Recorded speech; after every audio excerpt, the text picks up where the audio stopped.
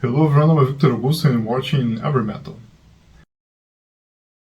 Welcome to my top 10 albums of 2025. First, thanks to everyone who watched all the videos here at EverMetal this year. I could do a couple of interviews and many live reviews, and next year we'll have many more videos here. So it's time to talk about my top 10 albums of 2025 in my opinion, and my first album of this year is The Haunted.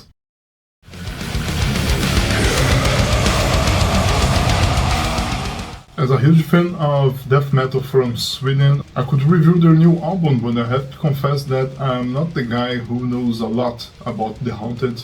What I know is that they are an incredible band with few members from At the Gates, a band that I know a lot, and I love At the Gates by the way. And I really enjoyed this new album because you have everything that we know about the melodic death metal from Sweden, but also with that extra punch of thrash metal. This album is a masterclass about riffs, and many times when I was listening to this album, I could associate their sonority with a band from Sweden called The Crawl. Despite The Crawl is part of the scene from Gothenburg in the early 90s, The Crawl is a more aggressive death metal band than the other bands from Sweden. Maybe this thrash metal side from The Haunted maybe associated The Crawl with their music.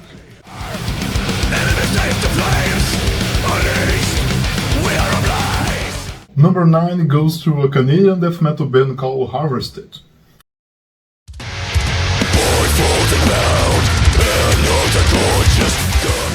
I was really impressed with this band because despite they have many influences from Cannibal Corpse of Suffocation, that pure aggressive death metal, but the most impressive thing about Harvested is because they sound like a mature band, an old band, but this album, the Esphimia, is their debut album. And I could not believe that I was in front of an album with mature compositions coming from a so young band. My number 8 goes to another Canadian band, this time the thrash metal band Hazard.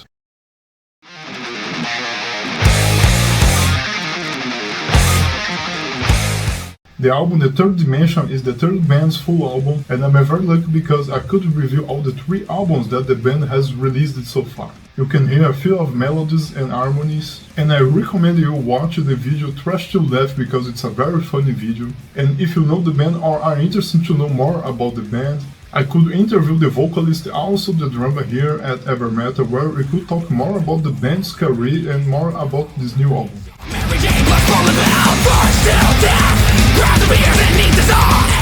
My number 7 goes to another thrash metal band, this time the German Legends of Sodom.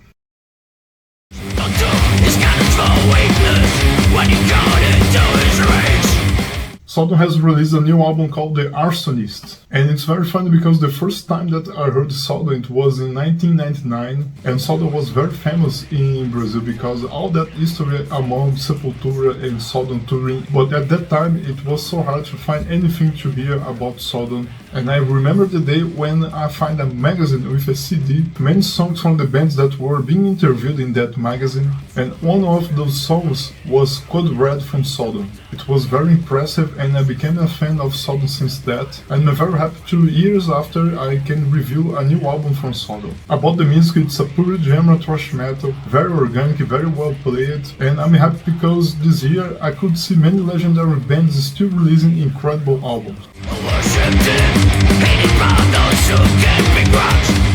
The number 6 goes to Primal Fear with the album Domination.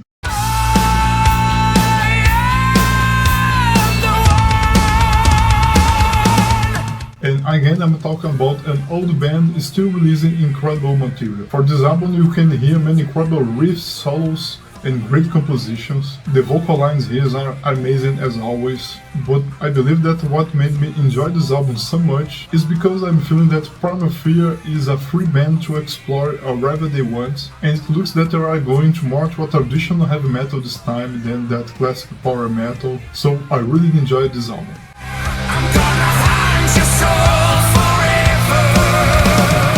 Number 5, Helloween with Giants and Monsters, and again Helloween is a legendary band, also from Germany, but I have to confess that the previous album I didn't enjoy it so much, but I believe that now the band has finally found a way to explore The outrage is that the band lived with the three different vocalists. And I mean three different vocalists because I'm considering here the Kai Hansen on vocals.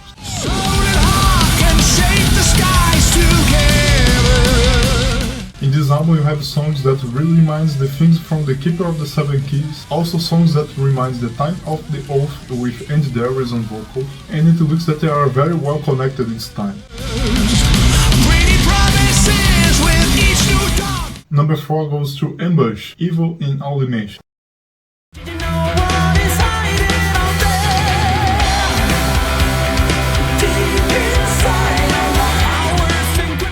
For me, Ambush is that band that I can consider a mainstream band because you see they are growing very fast worldwide. I got very interested to check their new album after I read a review from a friend of mine called William Gibbons, and I got this album to review and I really enjoyed that mix of traditional heavy metal alongside with power metal. The opening song Evil in All Dimensions is a masterclass song, and also the song Maskirovska was very well received by the fans. I had the opportunity to see them playing live in my city in Brasilia, in Brazil, and I got very impressed because they are not only great musicians, they are very fun and cool people because they spend many times chatting with the fans, drinking beers with us. I could chat with the guys after the concert, and they remember the review that I wrote about the album. I was very happy about that, and I can't wait to see them again in Brazil.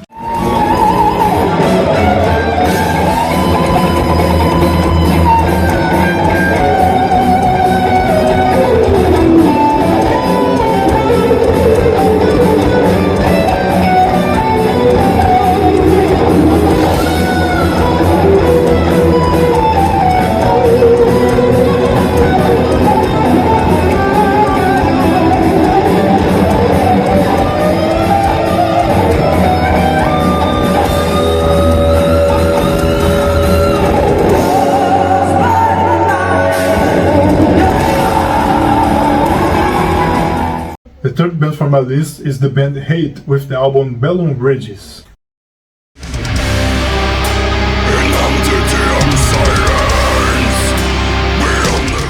Well, it's not the first time that I review an incredible album coming from this death metal band from Poland. And when I selected this album to review this year, again, I had no doubts that it was an amazing album, but I got surprised because I wasn't expecting one of the best albums of the year. And it's cool because there is no secrets here, it's just a legendary band playing what they know the best, an incredible death metal, everything is very well arranged, and you also can hear good melodies and harmonies inside all the heaviness from this band.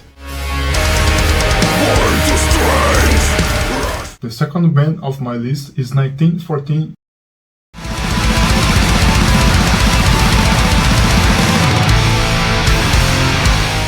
It's not new that I love this band from Ukraine. The first time that I heard them was with the album The Blind Leading the Blind back in 2018, and this time they put out a very aggressive album, and I do enjoy the way that they explore the World War I, and now the title song carries 1 year about this war. The first song is 1914 and it goes until the 1918. From 1914 until 1917, the band plays a more aggressive death metal, a black death metal that made them very famous, but the song 1918 is divided in 3 parts. And this time you can hear more things related to doom metal with a darkness atmosphere around. I hope all the best for the band because we well know what Ukraine is living nowadays, and I'm happy to see that they are still releasing incredible albums.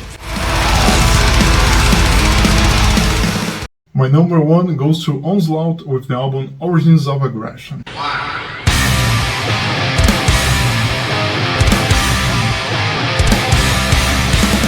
It's not the first time that I reviewed Onslaught, but I had no idea that I was in front of a very classic album when I got this album Origins of Aggression to hear. And the reason is quite simple because the band re-recorded the classic old songs that hasn't received a proper recording production at the time. It was amazing. I remember when I was hearing the track number 6, Let There Be Death, and I had to stop everything because this track was amazing, incredibly well recorded, and it sounded like a completely new song.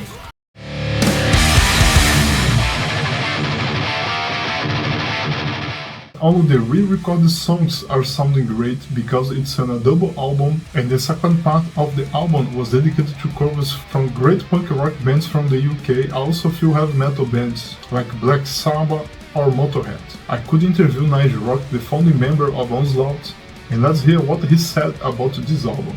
We needed to do something to celebrate the Power from Hell release. It's very special.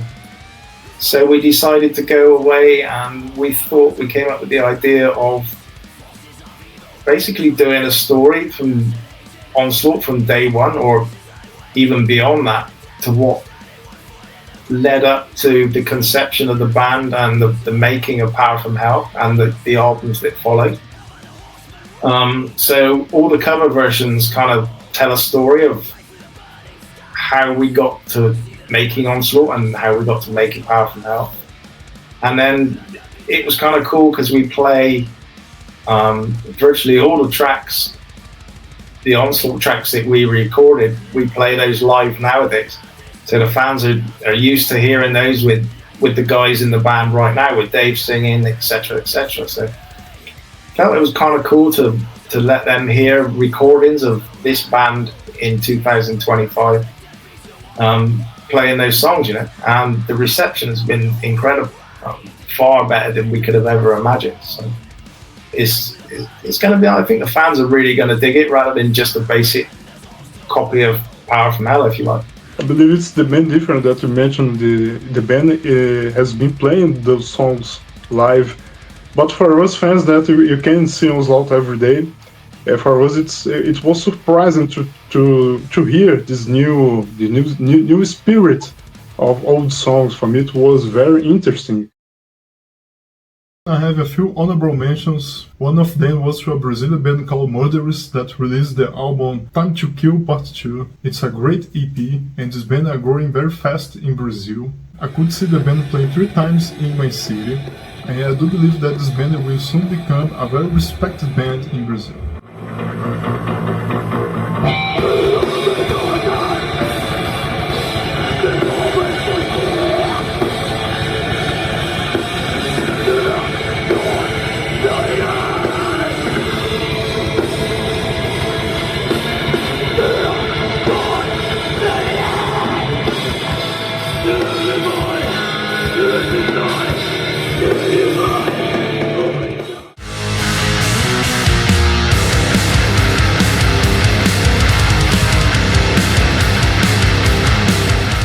So that's it. Thanks for everyone who watched Evermetal this year. I wish you all the best for 2026 and see you soon. Bye bye.